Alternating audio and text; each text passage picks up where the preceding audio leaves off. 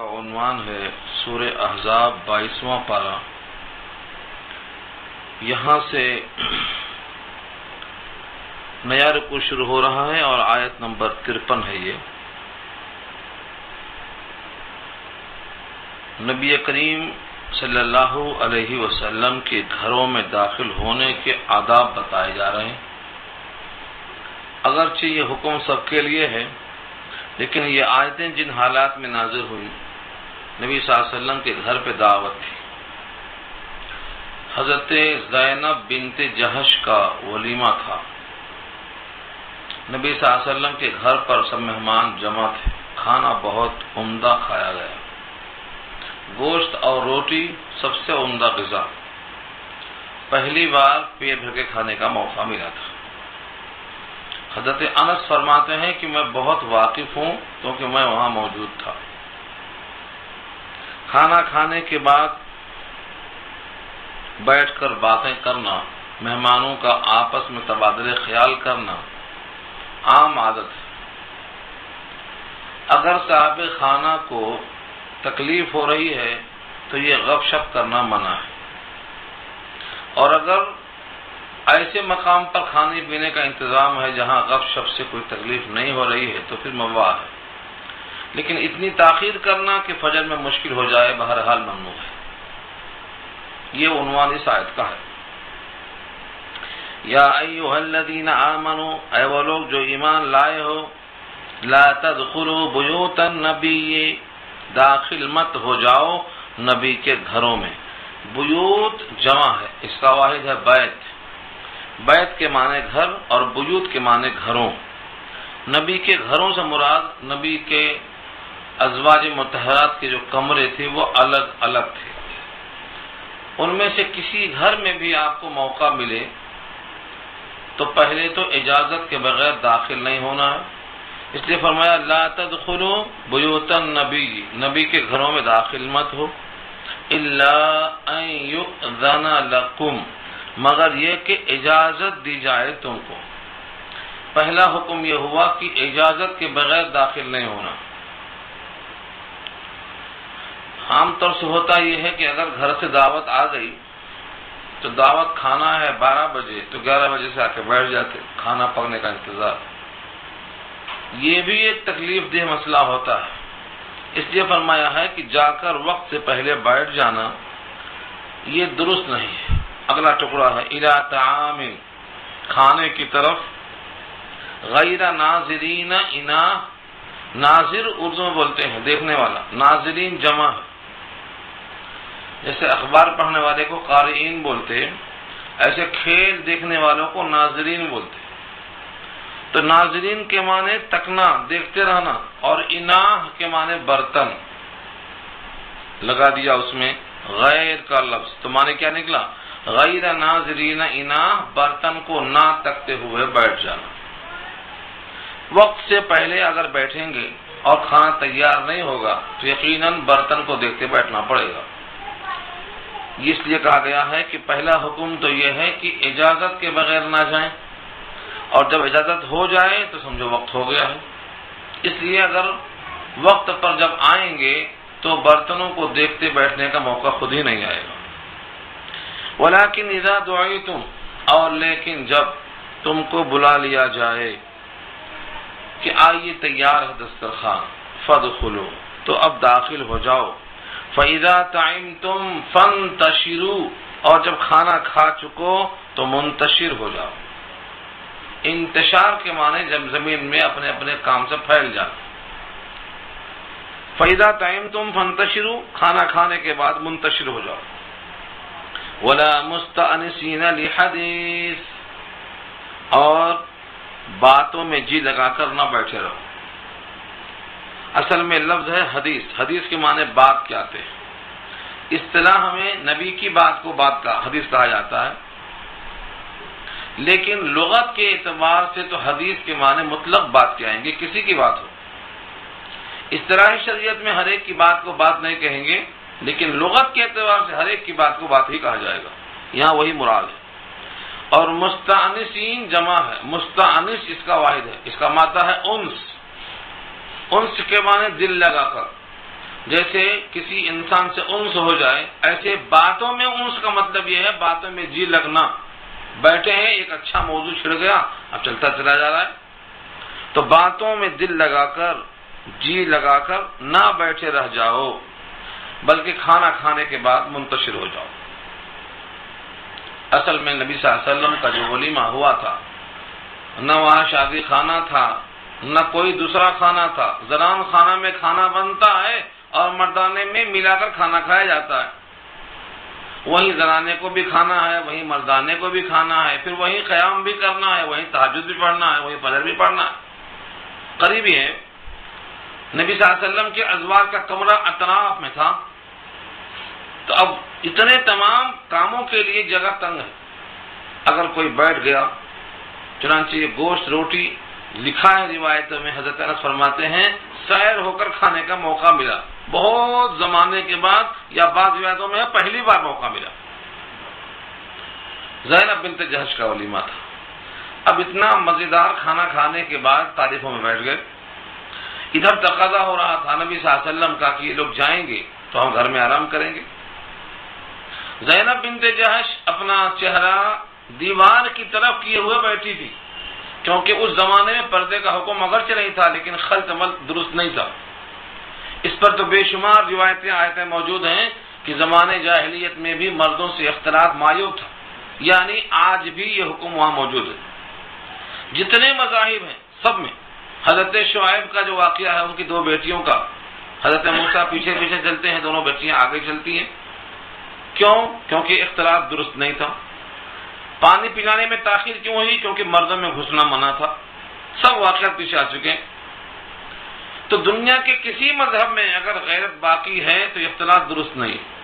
تو زینب بنت جہش اگرچہ پردے کا حکم 3 ہجری یا 5 ہجری میں آئے ہیں لیکن اس سے پہلے بھی اختلاط منع تھا. تو وہ دیوار کی طرف منہ لگائے بیٹھی ہیں کہ مہمان کھانا کھا کے جائیں گے تو اپنے گھر میں ہم مخلہ بالتباہ ہو کر بیٹھیں گے.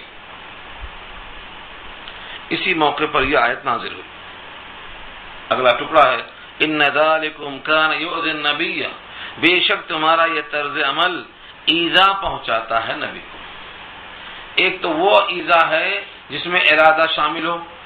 اگر ارادے سے کوئی ایذا پہنچاتا ہے تو اس کا حکم اور ذکر اگلی آیت میں آگے آ رہا ہے. اور اگر ارادہ نہیں ہے، بلا ارادہ کسی عمل سے تکلیف پہنچ جاتی ہے، جیسے یہاں نبی صلی اللہ علیہ وسلم کو غیرت آئے کہ مہمانوں سے کہا کہ اب گھر جائیے، اور مہمان کھانے کی لذت میں اور مہمانوں کی باتوں میں ایسا بیٹھے ہوئے ہیں جس کی وجہ سے تاخیر ہو رہی ہے اور یہ حرج لازم آتا. بلکہ بعض روایتوں میں لکھا ہے کہ نبی صلی اللہ علیہ وسلم بلا کسی کام کے بھی گھر سے باہر نکل گئے تاکہ یہ لوگوں کو احساس ہو کہ نبی باہر جا رہے ہیں اور ہم کو باہر جانا چاہیے. لیکن جب واپس گھوم کے آئے تو پھر لوگ بیٹھے ہوئے ہیں. اب یہ آیت نازل ہو رہی ہے. اس وقت جملہ یہ ہے ان ذالکم کان یؤذی النبی، بے شک یہ تمہاری بات ایذا پہنچاتی ہے نبی کو. فیستحیی منکم، مگر ایذا پہنچنے کے باوجود تم سے وہ شرماتے ہیں. کیوں شرماتے ہیں؟ کہ مہمان کو اس طرح سے گھر سے جانے کا حکم دینا یہ مہمان نوازی اور ضیافت کے آداب کے خلاف سمجھ کر خاموش. فیستحیی منکم، استحیا حیا سے بنا ہے. حیا کہتے ہیں اردو میں شرم کو. بہت سی چیزیں انسان چاہتا ہے مگر مارے شرم و حیا کے اسے کہتا نہیں. اور یہ مت سمجھو کہ نبی صلی اللہ علیہ وسلم کو شرم و حیا میں کمی تھی، بلکہ آپ کی شرم و حیا کا ذکر لکھا ہے کہ کنواری عورت سے زیادہ آپ شرمیلے تھے. خصوصاً ایسے معاملات میں کنواری عورت سے بھی زیادہ آپ شرمیلے تھے ایسے معاملات میں. اس واسطے مہمانوں سے یہ کہنا کہ تم چلے جاؤ یہ باعث شرم تھا اور آپ نے بہت زیادہ اذیت کو محسوس کیا. اس پر آیت نازل ہوئی. آگے اللہ فرماتے ہیں واللہ لا یستحیی من الحق، اور اللہ حق ظاہر کرنے سے نہیں شرماتے. یعنی مہمانوں کے لیے یہ آرڈر دینا تاکہ ہمیشہ کے واسطے ضیافت کے آداب ظاہر ہو جائیں، یہ حق ظاہر کرنے سے اللہ کو کوئی آر نہیں. تو نبی صلی اللہ علیہ وسلم کے مہمانوں پر یہ حکم نافذ کیا گیا. یہ آج تک باقی ہے اور قیامت تک باقی رہے گا، اس میں کوئی ترمیم نہیں ہے، ہمیشہ کے واسطے ہے۔ کسی بھی انسان کو ایذا دینا درست نہیں ہے، چاہے جائے کہ نبی کو ارادے کے ساتھ تو قطعاً منع ہے، بلا ارادہ بھی اگر ہو جائے تو وہ بھی چاہیے کہ نہ ایسا موقع آئے، آدمی کو سوچنا چاہیے۔ مہمان اگر کھانا کھانے کے بعد نہیں گیا اور تکلیف پہنچی تو یہ آیت نازل ہوئی، اور مہمان گھر میں آ کے ٹک گیا اور 1 دن 2 دن 3 دن 10 دن رہ گیا تو مہمان کے چلے جانے کی دل میں تمنا ہوتی ہے، لیکن جس طرح نبی شرمائے یہاں بھی صحابہ خانہ شرماتے ہیں بولتے ہوئے۔ حدیث میں بڑی سخت ممانعت آئی ہے۔ پہلا دن مہمان ہے، جتنا بہترین کھانا کھلا سکتے ہو کھلاؤ، ضیافت۔ دوسرے دن اس سے ذرا کم درجے کا، اور تیسرے دن معمول کا جو عام طور سے گھر میں کھایا جاتا ہے، بس یہ 3 دن ضیافت کے رکھا ہے۔ چوتھا دن اگر آ جائے تو اب ضیافت ختم ہے۔ اب اس کے لیے جو لفظ ہے مشکات میں مہمانوں کے بیان میں وہ لفظ دیکھ لیجئے، بڑی سخت وعید ہے، میں ان لفظوں کو بولنا نہیں چاہتا ہوں، اتنی سخت وعید ہے۔ یعنی بعض لوگوں کو یقین نہیں آئے گا کہ ایسے بھی سخت الفاظ ہو سکتے ہیں۔ کیوں؟ کیونکہ صاحب خانہ کو تکلیف ہوتی ہے۔ صاحب خانہ کو تکلیف دے کر مہمان نوازی پر اڑے رہنا یہ مہمانوں کے واسطے ممنوع ہے۔ ایسے ہی بغیر بلائے دعوت میں جو چلے جاتے ہیں ان کے واسطے بھی حکم ہے کہ داخل ہوتا ہے چور بن کر اور نکلتا ہے ڈاکو بن کر، یہ حدیث میں الفاظ ہے۔ جب داخل ہوتا ہے تو چوروں کی طرح داخل ہوتا ہے، اور جب نکلتا ہے تو کھا پی کر ڈاکو کی طرح نکلتا ہے۔ کیا کر لیتے؟ منع ہے۔ اللہ تعالیٰ نے اس پیغام کو واضح کرنے کے لیے کھول دیا، واللہ لا یستحیی من الحق، حق بات سے اللہ تعالیٰ نہیں شرماتے۔ یہاں تک حکم یہ تھا۔ اب تک حجاب کی آیتیں نہیں تھیں، یہ حجاب کی آیت ہے۔ اب تک ازواج مطہرات سے کچھ مانگنا ہے تو سامنے آ کر مانگ سکتے تھے، لیکن آج کے بعد اگر کوئی چیز مانگنا ہے یعنی کوئی ضرورت پیش آ جائے تو پردے کے باہر سے مانگنا ہے۔ وَإِذَا سَأَلْتُمُوهُنَّ مَتَاعًا، اور جب تم ان سے سوال کرو کسی سامان کا، متاع سامان، متاع کے معنی ہر وہ چیز جس کو استعمال کیا جائے اور پھینک دیا جائے، وہ متاع ہے۔ مطلق دنیا کے سامان کو متاع کہا جاتا ہے کیونکہ دنیا بھی پھینکی جائے گی، استعمال کرنے والا بھی پھینکا جائے گا، تو اس لیے ساری کائنات کے سامان کو لفظ متاع کہا ہے۔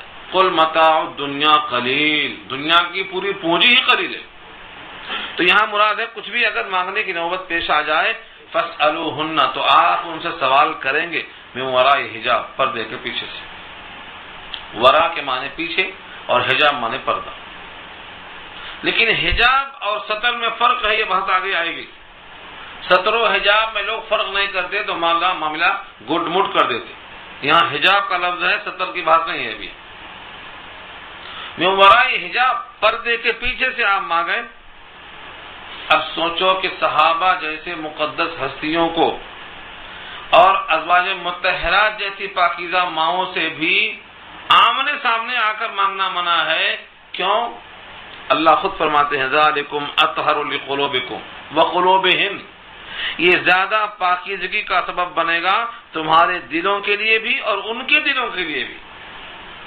صحابہ سے زیادہ مقدس کوئی نہیں ہو سکتا، ازواج کے مطہرات سے زیادہ کسی کے دل صاف نہیں ہو سکتے، کیونکہ ان کے دلوں کی صفائی اللہ کو مطلوب اور منظور تھی۔ اس لیے اب یہ کہنا کہ وہ صرف ان کے لیے تھا، ہمارے واسطے یہ حکم نہیں تھا، یہ غلط تعبیر ہے۔ اس جملے میں حجاب کا حکم آ گیا۔ ان سے کوئی چیز چاہیں آپ طلب کریں تو پردے کے پیچھے سے۔ اب پردے کی کتنی اقسام ہیں، کتنی قسمیں ہیں، ان تمام کو تفصیل کے ساتھ کل 7 آیتوں میں اللہ نے خود بیان کیا ہے۔ 3 آیتیں سورہ نور پر 18 کی ہیں اور 4 آیتیں سورہ احزاب کی ہیں، جس میں سے ایک آیت یہ بھی ہے، اور آگے بھی 2 آیتیں آ رہی ہیں۔ وہ 2 آیتیں انشاءاللہ جہاں آئیں گی وہاں یہ بات واضح کی جائے گی۔ وما كان لكم ان تؤذوا رسول اللہ، اور نہیں ہے مناسب، نہیں ہے جائز تمہارے لیے کہ تم رسول اللہ کو ایذا پہنچاؤ۔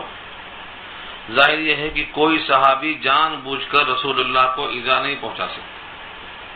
بلا ارادہ اور بلا چاہے اور بلا قصد کہ یہ تکلیف پہنچی ہے، اس پر بھی ٹوک دیا گیا ہے اللہ کی طرف سے۔ لہذا جو لوگ رسول اللہ کو ایذا جان بوجھ کے پہنچاتے ہیں ان کے لیے بڑی سخت وعید ہے، ان کا ایمان ختم۔ قاضی ثناء اللہ صاحب پانی پتی رحمۃ اللہ لکھتے ہیں کہ جو جان بوجھ کے نبی کو ایذا پہنچاتے ہیں ان کا ایمان ختم۔ جان بوجھ کے ایذا پہنچانے کی بہت سی شکلیں ہیں، یعنی ایسے کام کرنا جن سے آپ کو تکلیف پہنچتی ہو، یہ معلوم ہے پھر بھی وہ کام کرنا، یہ ایذا پہنچانا ہے۔ نبی صلی اللہ علیہ وسلم کو واقعی افک میں ایذا پہنچائی گئی، یہ واقعی افک سورہ نور پر 18 میں آئے گا۔ نبی صلی اللہ علیہ وسلم کے مرضی کے خلاف مہمان نوازی کے بعد بیٹھ کے باتیں کرنا، یہ بھی سبب بنا ایذا پہنچانے کا۔ نبی صلی اللہ علیہ وسلم کے گھر والوں کے بارے میں تہمت کو عام کرنے کے لیے بیٹھ کر گپ شپ کرنا سبب بنا ایذا پہنچانے کا۔ اور بہت سے منافقین، بہت سے یہودیوں کے بارے میں واقعات آئے ہیں جنہوں نے ایذا پہنچایا۔ پھر نبی صلی اللہ علیہ وسلم نے ان میں سے بعض کی تکلیفوں کا اظہار صحابہ کرام کی محفل میں کیا کہ تم میں کون ہے جو مجھے ان کی اذیت سے بچائے۔ پھر وہ تفصیلات آگے موجود ہیں۔ بہرحال نبی صلی اللہ علیہ وسلم کو ایذا پہنچانا اگر بلا ارادے کے ہے تو قابل عفو ہے، اور اگر ارادے کے ساتھ ہے تو وہ ایمان سے خارج ہے۔ اور اس کا ایک جز یہ بھی ہے کہ نبی صلی اللہ علیہ وسلم کی ازواج سے تم زندگی میں کبھی بھی ارادے نکاح نہ کرنا۔ وَلَا أَن تَنْكِحُوا أَزْوَاجَهُ مِن بَعْدِهِ أَبَدًا، اور نکاح نہ کرنا نبی کی ازواج سے آپ کے بعد ابداً کبھی بھی، یہ بھی اذیت کا باعث ہے۔ اس وقت لائی گئی پہلی وجہ تو یہ ہے کہ نبی صلی اللہ علیہ وسلم کی ازواج امت کی مائیں ہیں اور نبی روحانی باپ ہے، لہذا جب وہ امہات کے درجے میں ہے تو نکاح کا ذکر زبان سے کرنا اور دل میں ارادہ لانا یہ دونوں گناہ ہیں۔ چنانچہ آگے خود فرمایا کہ اللہ تعالیٰ کے نزدیک یہ بات بہت بڑی ہے، اللہ زبان سے اظہار کرو گے تب بھی جانتے ہیں اور دل میں خیال لاؤ گے تب بھی جانتے ہیں۔ تو ایک وجہ تو یہ ہے۔ دوسری وجہ یہ ہے کہ نبی صلی اللہ علیہ وسلم اپنی قبر میں زندہ ہیں، حیات ہیں۔ جس طرح سے کوئی شوہر زندہ ہو اور غائب ہو تو ان کی عورتوں سے نکاح جائز نہیں ہوتا، شوہر زندہ ہے تو نکاح درست نہیں ہے۔ نبی اپنی قبر میں زندہ ہیں، اس واسطے بھی نکاح جائز نہیں۔ تیسری وجہ یہ ہے کہ نبی صلی اللہ علیہ وسلم بلکہ دنیا کا ہر انسان چاہتا ہے کہ اس کی بیوی سے کسی اور کا نکاح نہ ہو، ہمیشہ اسی کی ہو کر رہے وہ۔ اللہ تعالیٰ نے ساری کائنات کے انسانوں کا تو خیال نہیں کیا، اس لیے کہ سب کا خیال کیا جانا ممکن نہیں ہے، اس میں حرج لازم آئے گا کہ پھر اگر سب کی عورتوں سے نکاح نہیں ہو سکتا تو پھر یہ عورتیں نکاح کے بغیر کیسے رہیں گی، حرج لازم آتا۔ اس حرج کی بنا پر سب کی عورتوں سے نکاح کرنے کا حکم دیا ہے، لیکن نبی کی ازواج سے نبی کی وفات ظاہری کے بعد بھی نکاح کرنے کا حکم نہیں دیا ہے۔ اور تیسری ایک وجہ اور لکھا ہے شارح نے، عورت جس کے نکاح میں ہوگی آخری شوہر، اسی کے نکاح میں وہ قیامت میں اٹھے گی اور جنت میں ساتھ رہے گی۔ ایک صحابی ہیں حذیفہ ابن الیمان، وہ اپنی بیوی سے کہا گئے تھے دیکھو میرے بعد تم کسی اور سے نکاح نہ کرنا، کیونکہ جنت میں شوہر وہی ملے گا جو آخر میں نکاح میں رہے گا۔ تو نبی صلی اللہ علیہ وسلم کی ازواج مطہرات کو جو شرف حاصل ہے زوجیت کا، اگر وہ کسی سے نکاح کر لیں گی تو قیامت میں ان کے ساتھ ہو جائیں گی، نبی کے ساتھ ہونے کا شرف چھین لیا جائے گا۔ اور یہ شرف باقی رہنے کے واسطے روکا گیا ہے تاکہ ہمیشہ ہمیشہ نبی کی زوجیت میں رہیں۔ یہ چند نمونے ہیں، صحیح علت تو اللہ ہی کو معلوم ہے کہ اللہ نے کیوں روکا ہے اور کتنے اس کے اسباب وسائل ہیں۔ اسی واسطے نبی کی میراث بھی تقسیم نہیں ہوتی، نبی کی تقسیم میراث کی ہوتی نہیں، جو کچھ چھوڑتے ہیں سب صدقہ ہے، تقسیم ہو جاتا ہے۔ البتہ آپ کی میراث میں علم ہے، علم نبوت ہے، جتنا جو حاصل کر لیتا ہے وہ نبی کی میراث کو گیا پا لیتا ہے۔ من اخذہ اخذ بحظ وافر، جتنا نبی کے علم کو حاصل کر لے گا اتنا میراث میں کامل ہے۔ تو اس آیت کا حاصل یہ ہے کہ نبی کو ایذا مت پہنچاؤ اور نبی کی ازواج سے نکاح مت کرو آپ کے بعد کبھی بھی۔ ان ذالکم کان عند اللہ عظیما، بے شک یہ بات اللہ کے نزدیک بہت بڑی ہے، یعنی نبی کی ازواج کے بارے میں نکاح کا خیال دل میں آنا، زبان پہ چرچا آنا، یہ بات اللہ کے ہاں بہت بڑی ہے، اس کا ذکر تک نہیں آنا چاہیے۔ اگر فرض کرو تم نے کسی سے چرچا کر دیا، زبان سے بات نکل گئی، تو یہ مت سمجھو میں نے صرف ذکر ہی تو کیا تھا، اللہ کے پاس پہنچی، دل میں خیال ہی تو آیا تھا، دل کا خیال بھی اللہ کے علم میں احاطہ میں ہے۔ اس لیے اگر ٹکڑا فرمایا ان تبدو شیئا، اگر تم ظاہر کرو کوئی بات، ان زبان سے کہو، ظاہر کیسے ہوتی؟ زبان سے۔ اگر تم کوئی بات زبان سے ظاہر کرو او تخفوہ، یا دل میں چھپا کے رکھو، دونوں صورتوں میں فإن اللہ کان بکل شیء علیما، تو بے شک اللہ ہے ہر چیز کا جاننے والا۔ زبان سے نکلے ہوئے بول کو اور دل میں آئے ہوئے جذبات کو اللہ خوب جانتے ہیں، اس لیے ایسی غلطی کا بھی ارتکاب نہ کرنا۔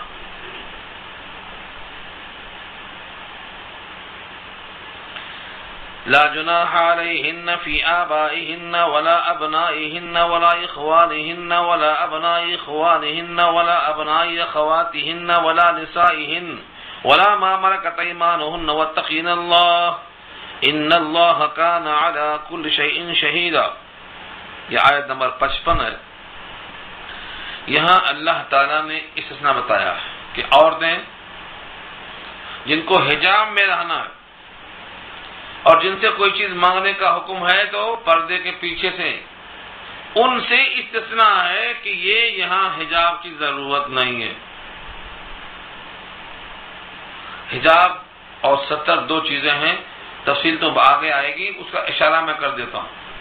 ستر کہتے ہیں جس کا چھپانا فرض ہے، نماز ہو یا نماز نہ ہو، آدمی ہو یا تنہائی ہو، اندھیرا ہو یا اجالا ہو، محفل ہو یا محفل نہ ہو، ہمیشہ چھپانا، جس حصے کا چھپانا فرض ہے وہ ستر ہے۔ ستر جیسے فرض مردوں کے لیے ہے، عورتوں کے لیے ہے، سب کے لیے ستر یہ ہے۔ اب ستر کتنا ہے مردوں کے لیے، کتنا ہے عورتوں کے لیے، کتنا ہے باقیوں کے لیے، اس میں گنجائش اختلاف کی ہے، لیکن ستر جو فرض ہے وہ بہرحال دونوں کے لیے، مرد ہو یا عورت، اور آزاد ہو یا غلام، نماز میں ہو یا نماز کے باہر، کسی بھی حال میں ہو، اس کا ستر اس کا جسم کا وہ حصہ جس کا چھپانا فرض ہے۔ مردوں کے لیے ناف سے گھٹنا اس شریعت میں، عورتوں کے لیے جبکہ وہ باندھی ہوں تو اس ناف اور گھٹنے کے علاوہ پیٹھ اور پیٹ بھی شامل ہوگا، اور اگر وہ آزاد ہیں تو پورا جسم شامل ہوگا سوائے چہرہ، ہتھیلی، قدمین، تین چیزوں کے۔ ہتھیلی کا ذکر تو حدیث میں صراحتاً آیا ہے، اور ہتھیلی پر فقہا نے قدم کو قیاس کر لیا کہ جب قدم ہتھیلی کی طرح ہے تو ہتھیلی کا کھولنا بضرورت جائز ہے، تو قدم کھولنا بھی جائز ہے۔ لیکن چہرے میں اختلاف ہے ائمہ کے۔ ائمہ کہتے ہیں کہ چہرہ بھی اگرچہ ستر میں تو داخل نہیں ہے کسی کے نزدیک، لیکن محل فتنہ وہی ہے، مقام کشش وہی ہے، اس لیے چہرے کو چھپایا جائے گا، لیکن وہ ستر نہیں ہے۔ نماز میں اگر چہرہ کھلا ہوا ہے تو نماز ہوگی، اگر ستر میں ہوتا تو نماز نہیں ہوتی۔ ستر میں حصہ فرض کو چھپانا فرض ہے، تو چہرہ ستر میں نہیں ہے۔ ائمہ ثلاثہ کہتے ہیں ستر میں نہیں ہے، لہذا اس کو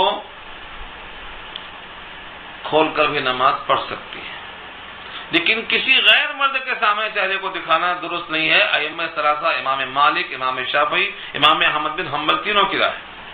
البتہ امام اعظم فرماتے ہیں چہرہ حجاب میں بھی نہیں ہے، ستر میں بھی نہیں ہے، اس کا کھولا جانا جائز ہے، بشرطے کہ فتنہ نہ ہو۔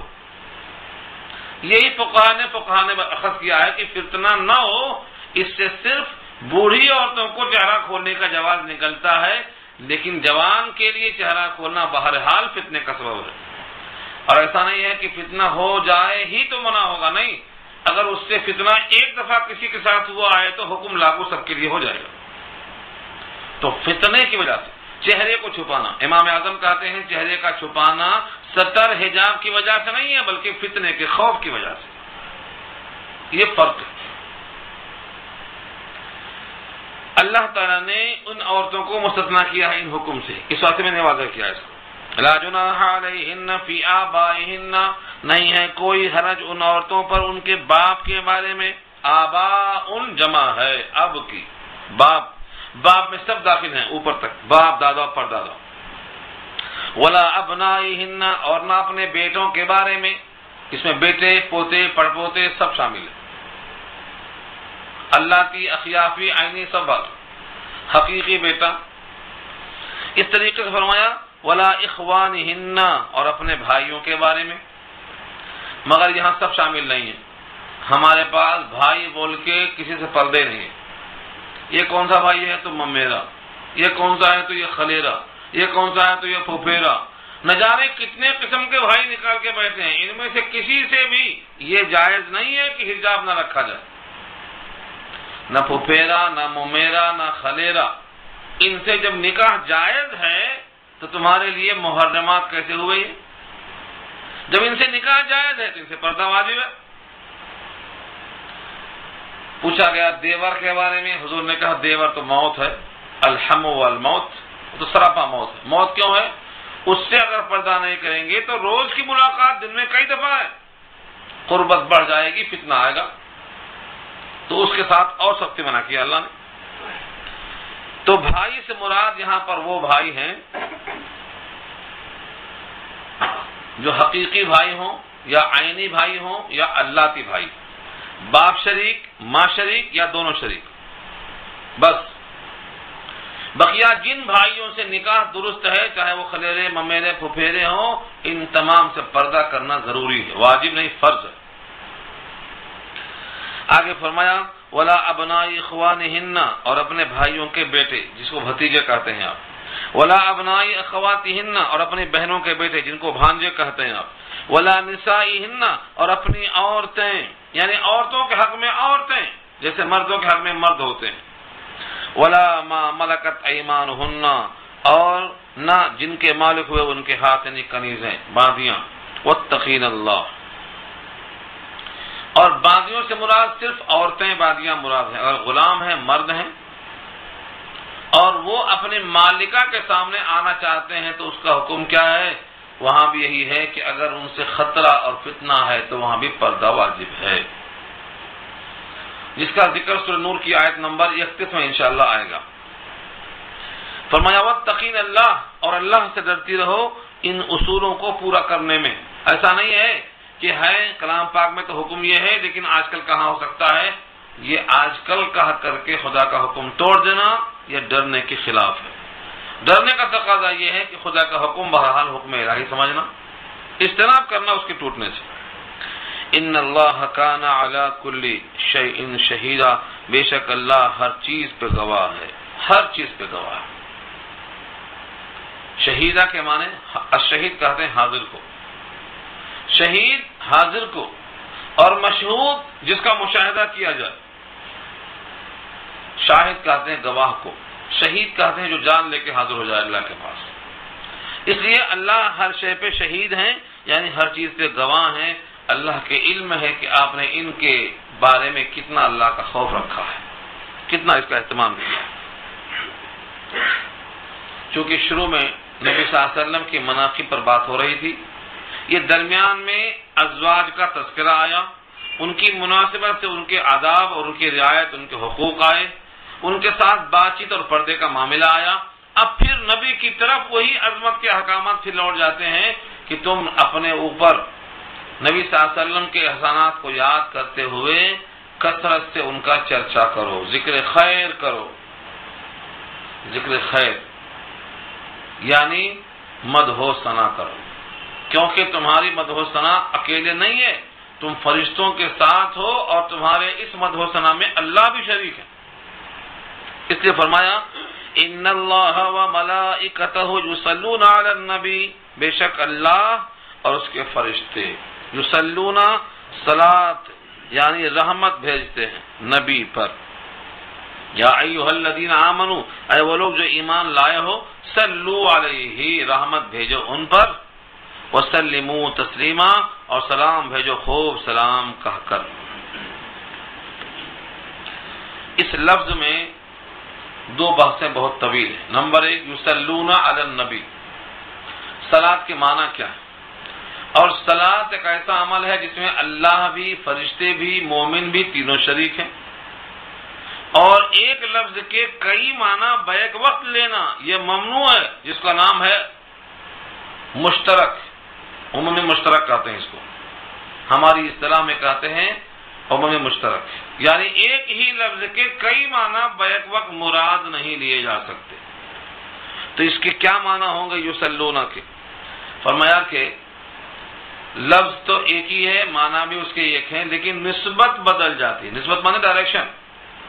یصلون صلاۃ سے بنا ہے، اور صلاۃ کا لفظ جب منسوب ہوگا اللہ کے ساتھ تو معنی ہوں گے اللہ کی طرف سے رحمت کا اترنا، اور صلاۃ کا لفظ جب منسوب ہوگا فرشتوں کی طرف تو معنی ہوں گے فرشتوں کا دعائے مغفرت کرنا، اور جب صلاۃ کا لفظ منسوب ہوگا ایمان والوں کی طرف تو معنی ہوں گے ایمان والوں کا دعا کرنا اور مدح و ثنا کرنا، اور اللہ سے دعا یہ کرنا کہ ہم رحمت بھیجنے پر قادر نہیں ہیں، ہماری طرف سے بھی آپ ہی رحمت بھیجو، جیسا کہ آگے خود آتا ہے۔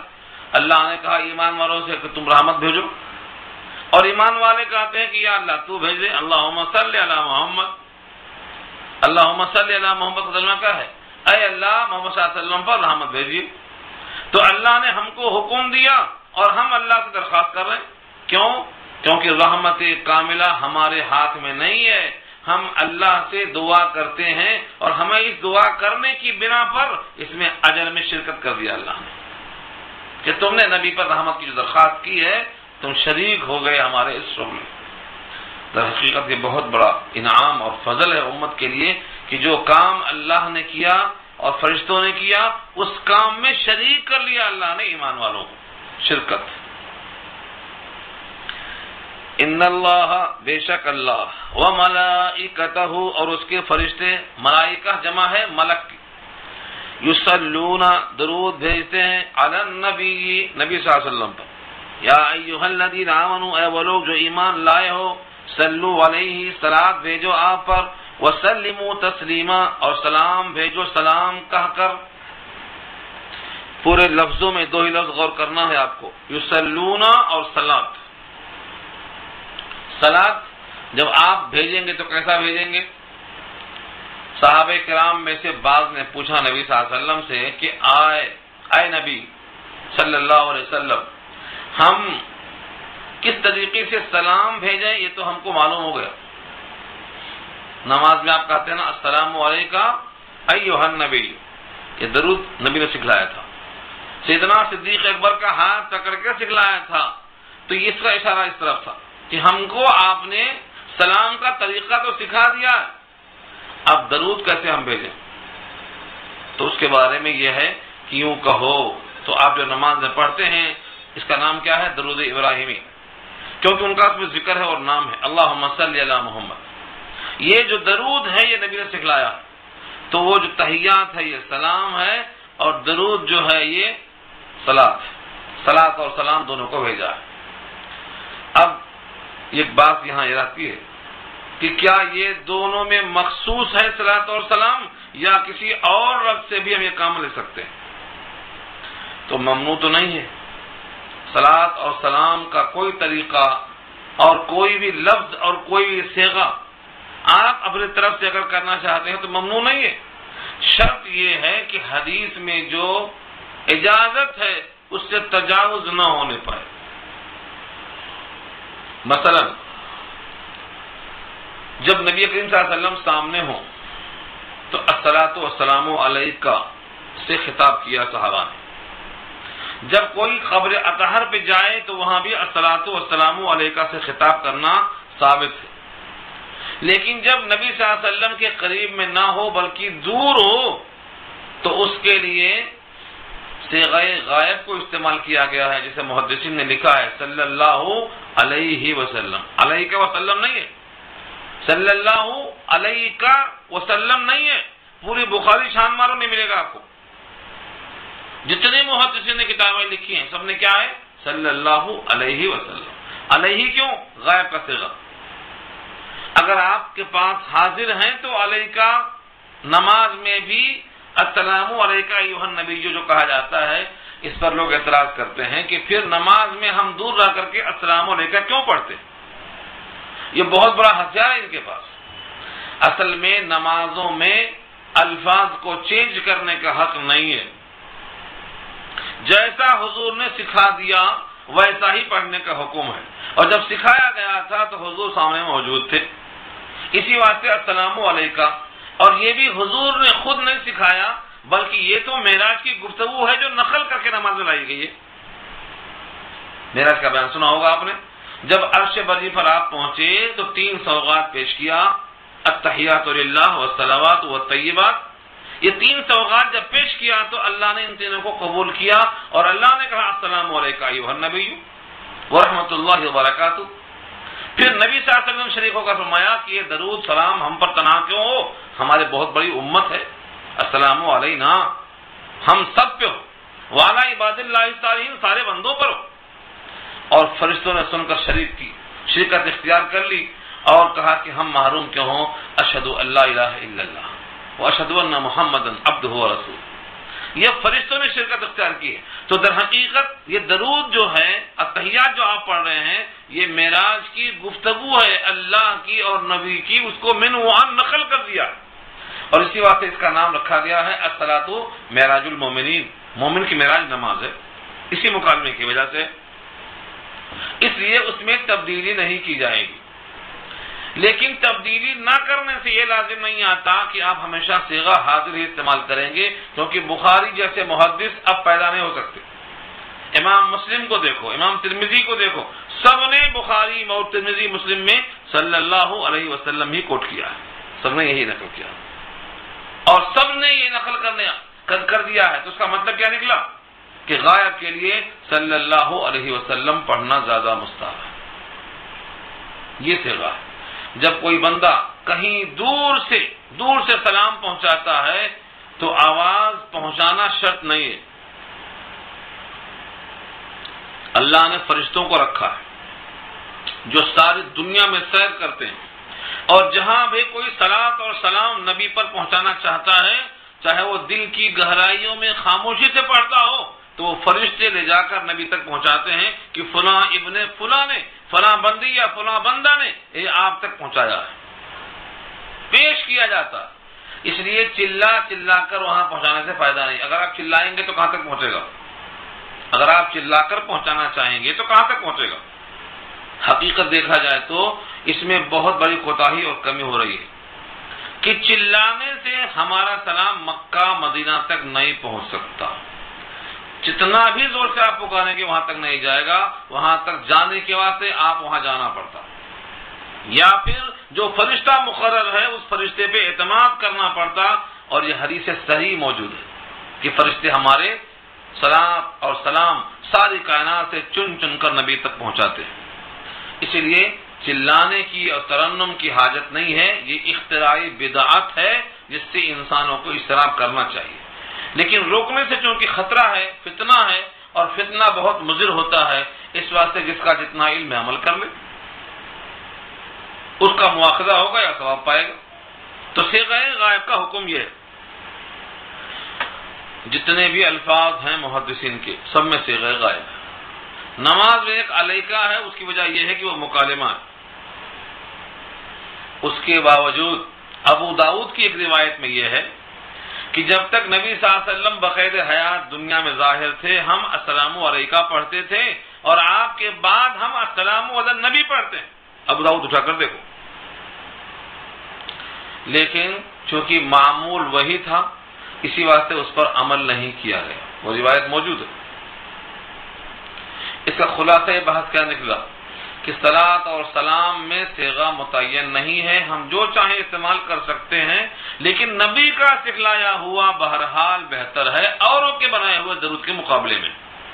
اس لیے ساری کائنات کے لوگ مل کر جو درود بنائیں گے وہ اتنا بابرکت نہیں ہو سکتا جو سکھلایا ہوا رسول اللہ کا ہے۔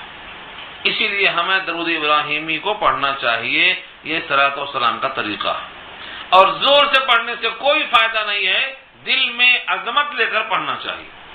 اور یہ بھی خاص بات ہے کہ درود کو اور سلام کو اللہ نے ایسے وقت پڑھنے کا حکم دیا ہے جب آدمی التحیات میں بیٹھا ہوتا ہے، کھڑا نہیں ہوتا کہ حالت قیام میں پڑھ لو۔ جب نماز میں بیٹھ کے پڑھنا درست ہے السلام علیکم، تو نماز کے بعد کھڑا ہونے کی ضرورت کیوں پیش آئی؟ یہ خاص بات رکھا اللہ نے کہ التحیات یہ بھی بیٹھ کر، اور اللہم صلی علی یہ بھی بیٹھ کر، دونوں بیٹھ کر پڑھنے کا حکم دیا ہے، اور دونوں کو خاموش پڑھنے کا حکم دیا ہے۔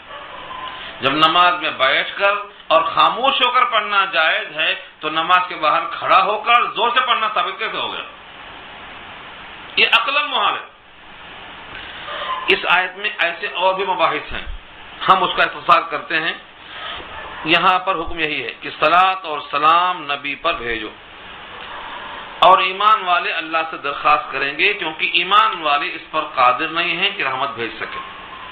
اب اگر محفل میں نام آئے ایک بار تو واجب ہے رحمت کی دعا کرنا، صلاۃ اور سلام کی دعا کرنا، اور اگر محفل میں بار بار آئے تو بار بار پڑھنا مستحب ہے، واجب نہیں ہے۔ محدثین جب حدیثیں پڑھاتے ہیں تو بعض دفعہ ایک سطر میں دو نام آتے، تین نام آتے، لیکن ہر دفعہ صلی اللہ علیہ وسلم لکھتے ہیں، کبھی بخیلی نہیں کرتے۔ ہمارے پاس لوگ سواد لام عین کا شارٹ فارم لکھتے سلام، یہ غلط ہے، بخیلی ہے۔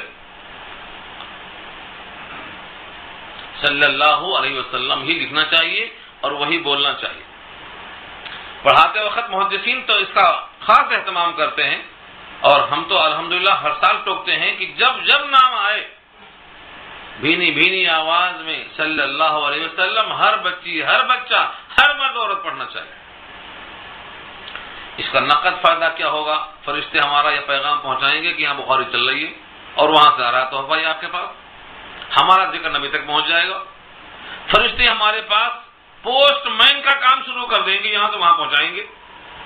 اور دوسرا فائدہ یہ ہوگا کہ ہم ایک بار کہیں گے صلی اللہ علیہ وسلم تو ہم پر اللہ کی طرف سے 10 رحمتیں آئیں گی، 10 برکتیں آئیں گی۔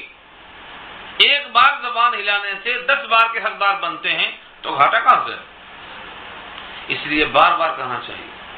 اور اتنا نفع رکھ کر بھی اگر کوئی زبان پر نہیں لاتا ہے تو حضور نے کہا سب سے بڑا بخیل وہی ہے، ہاں سب سے بڑا بخیل وہی ہے، من ذکرت عنده فلم يصلي علیہ، سب سے بڑا بخیل، البخیل من ذکرت علیہ، سب سے بڑا بخیل وہ ہے جس کے سامنے میرا چرچا آیا اور اس نے مجھ پر درود تک نہیں بھیجا، بخیل ہے۔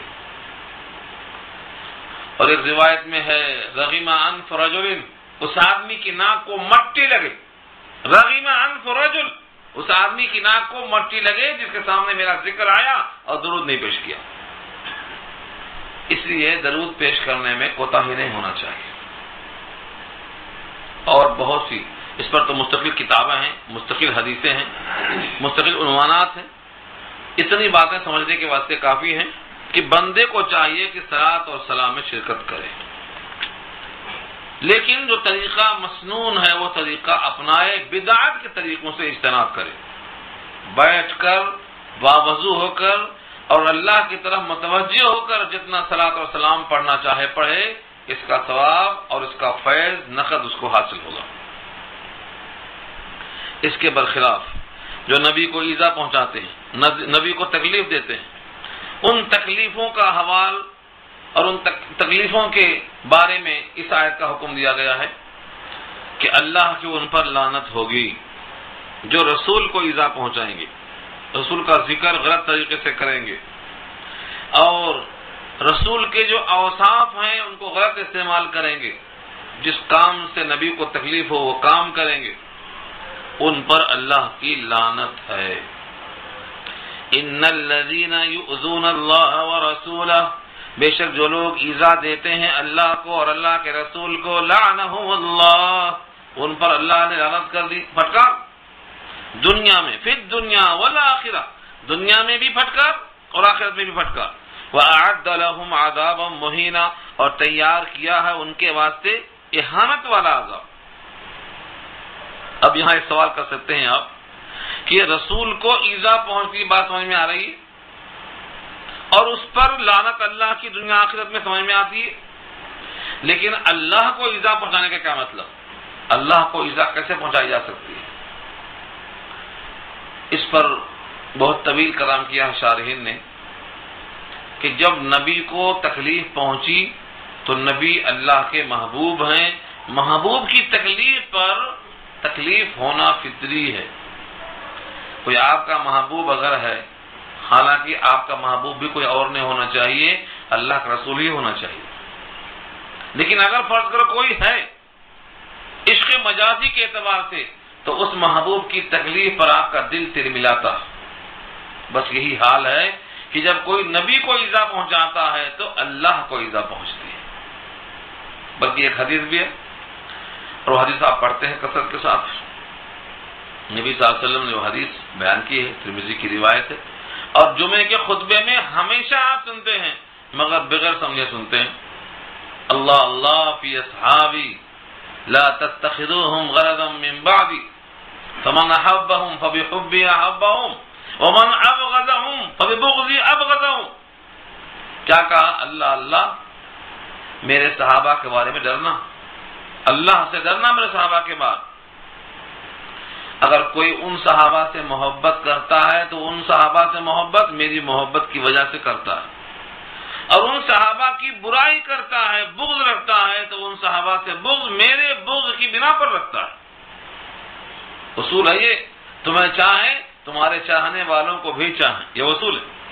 اسی بات سے کہا گیا ہے کہ باپ کا احترام یہ ہے کہ باپ کے وفات کے بعد باپ کے دوستوں کا بھی اکرام کرے، اور ماں کے انتقال کے بعد ماں کی سہیلیوں کا اکرام کرے۔ جب حضور نے خدیجہ کا اکرام کیا اور خدیجہ کا انتقال ہو گیا تو خدیجہ کی سہیلیوں کے پاس تحفہ بھیجتے حضور۔ بی بی عائشہ فرماتی بڑھیا کی اتنی محبت، اس کے مسوڑے پک گئے تھے، تو آپ فرماتے کہ دیکھو کچھ نہ کہو خدیجہ کے بارے میں، وہ میری محسنہ ہے، جب دنیا نے مجھے جھٹلایا تھا تو اس نے تصدیق کیا تھا۔ تو خدیجہ کی سہیلیوں پر تحفہ کیوں جا رہا ہے؟ یہ اصول میں لکھا ہے کہ تمہیں چاہیں تمہارے چاہنے والوں کو بھی چاہیں۔ عاشق کہتا ہے میرا دل مجھ کو لوٹا دو، یہ سودا ہو نہیں سکتا، بہت مشکل کام ہے یہ۔ تم کو چاہتے ہیں ٹھیک ہے، تم جس کو چاہیں ہم بھی چاہیں تو بہت مشکل مسئلہ ہے، مگر اصول یہی ہے۔ تو جب اللہ کے نبی کو ایذا پہنچے گی تو اللہ کو ایذا پہنچے گی۔ اس حدیث میں ٹکڑا فرمایا کہ جب مجھ کو تکلیف پہنچے گی صحابہ کی تکلیف سے، تو جب مجھ کو تکلیف پہنچے گی تو اللہ کو تکلیف پہنچے گی، اور جب اس کو اللہ کو پہنچے گی تکلیف تو اللہ مواخذہ کر لیں گے۔ اور بھی ایک روایت آپ کے سامنے آنی چاہیے، جب جناب فاطمہ کا نکاح ایک اور شخص سے ہونے والا تھا، حضرت علی کے علاوہ حضرت علی کا نکاح فاطمہ سے ہو گیا تھا، پھر حضرت علی نے ایک اور نکاح کرنا چاہا۔ یہ اصل قصہ ہے۔ حضرت علی کا نکاح کس سے ہونا تھا؟ پہلے سے بیوی نکاح میں موجود ہیں، ایک اور نکاح ہونا تھا ابو جہل کی بیٹی سے۔ رسول اللہ کی بیٹی اور عدو اللہ کی بیٹی دونوں جمع نہیں ہو سکتی۔ حضور نے ممبر پہ خطبہ دیا، فرمایا میں حلال کو حرام نہیں کر سکتا کہ میں یہ کہہ دوں کہ وہ حرام ہے۔ بے شک جو حلال ہے وہ حلال ہے، جو حرام ہے وہ حرام ہے، لیکن ایک نکاح میں ایک شوہر کے تحت میں رسول اللہ کی بیٹی اور عدو اللہ کی بیٹی دونوں جمع نہیں ہو سکتی۔ کیوں؟ کیونکہ فاطمہ کو اس سے تکلیف ہوگی اور فاطمہ کی تکلیف سے مجھ کو تکلیف ہوگی۔ یہ اشارہ ہے کہ جب کسی سے آدمی کو محبت ہوتی ہے تو اس کی تکلیف سے آدمی کڑتا ہے۔ یہ اشارہ اس بات کی طرف ہے کہ جن جن کاموں سے رسول اللہ کو تکلیف ہوگی اس سے اشارہ ہے اللہ کو تکلیف پہنچنے کا۔ یہ مقصد ہے۔ وَأَعَدَّ لَهُمْ عَذَابًا مُهِينًا، اور تیار کیا اللہ نے ان کے واسطے اہانت والا عذاب۔ صرف رسول اللہ کو نہیں، رسول اللہ کے ساتھ جو مومن ہیں، صحابہ ہیں، جو آپ کے ساتھ اٹھتے بیٹھتے ہیں، جنہوں نے آپ کے ساتھ قربانیاں پیش کی ہیں، ان میں سے کسی کو یا کسی بھی ایمان والے کو، کس کے دل میں ایمان اگر ہے تو اللہ کا محبوب بندہ ہے، اگر ایمان والوں کو تکلیف دیتے ہیں اور ایذا پہنچاتے ہیں اور کسی گناہ کے بغیر ان پہ الزام لگا کر تکلیف دیتے ہیں تو گناہ کماتے ہیں۔ والذین یؤذون المؤمنین والمؤمنات، جو لوگ ایذا پہنچاتے ہیں مومن مردوں کو، مومن عورتوں کو، بغیر مکتسبوا، یہ شرط اوپر نہیں تھی، کیونکہ نبی سے کوئی ایسا کام ہو ہی نہیں سکتا ہے، ممکن ہی نہیں ہے، اس واسطے وہاں یہ شرط نہیں لگائی۔ لیکن مومنوں سے یہ غلطی کا ارتکاب ہو سکتا ہے تو قید لگائی، اگر کوئی کام غلط ہو گیا جس سے اذیت پہنچائی جا سکتی ہے، جیسے کوڑے مارنا ہے، سنگسار کرنا، سزائیں۔ اگر ایسی کوئی غلطی نہیں کیا ہے، بغیر ایسی غلطی کے ارتکاب کی تکلیف دی جاتی ہے، فقد احتملوا بہتان، تو انہوں نے لادا ہے بہتان کو۔ بہتان کہتے اسی کو ہیں، ناکردہ گناہ، اس پر سزا۔ جیسا کہ ایک صحابی نے پوچھا نبی صلی اللہ علیہ وسلم سے، ہم کسی کی غیبت کرتے ہیں، حقیقت میں اس میں وہ برائی ہے جو ہم بیان کرتے ہیں، تب بھی کیا ہمیں گناہ ہوگا؟ فرمایا کہ تبھی تو وہ غیبت بنے گا اگر اس میں وہ گناہ حقیقت میں ہے تب، اگر اس میں وہ گناہ ہے ہی نہیں تب تو وہ تہمت بنے گا یا وہ بہتان ہے۔ فقد احتملوا بہتان، تو انہوں نے لادا ہے، اٹھایا ہے اپنے سر پر بہتان کو، وہ اسم مبینہ، اور کھلا گناہ، صریح گناہ اٹھایا انہوں نے، صریح گناہ انہوں نے حاصل کر لیا۔ یہاں تک ہماری بات مکمل ہو گئی۔ خلاصہ اس کا یہ ہے کہ ایمان والوں کو بلا وجہ تکلیف دینا گناہ کو کمانے کا سبب بنتا ہے، اور ہر ایمان والا اپنے دل میں اللہ کی عظمت رکھتا ہے، اللہ کو محبوب رکھتا ہے، اور اللہ بھی اس بندے کو محبوب رکھتے ہیں۔ تو ایسے بندے کو ایذا تکلیف پہنچانا یہ دنیا آخرت کا خسارہ ہوگا اور اعمال نامے کی سیاہی کا سبب بنے گا، اس لیے ان تمام باتوں سے گریز کرنا چاہیے۔ اب یہاں سے پردے کے احکامات کی وہ آخری 2 آیتیں آ رہی ہیں، جس پہ گفتگو انشاءاللہ آئندہ ہوگی۔